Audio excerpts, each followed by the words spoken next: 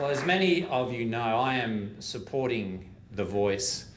This is a really pivotal moment in the history of this country, and it's a pivotal moment for reconciliation in terms of the direction of this country and where do we go.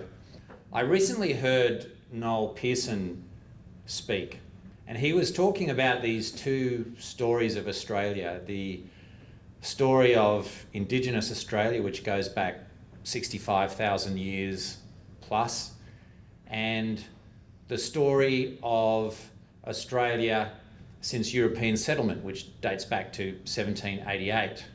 And he said, we've got these two stories in this country and we have to find a way to make them one story. And that's what this is all about.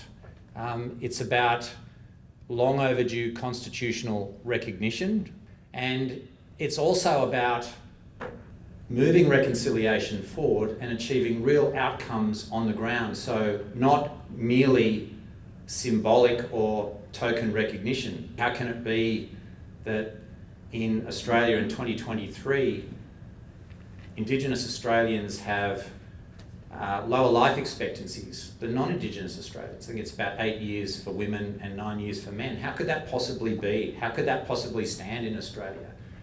That Indigenous Australians could have higher suicide rates, which are actually getting worse. How can it be that readiness for school is much lower for Indigenous children, is actually getting worse? How can we possibly be satisfied with the status quo? We have to do something about it. It is not good enough in this country to let that situation stand and think that in the modern, prosperous Australia that we enjoy and are so proud of, that could possibly stand.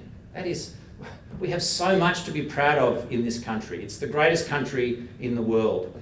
But the story of Australia is not complete, and it will be made even greater still by ensuring that this voice passes at this referendum on October the 14th. It's vital for the future of our country.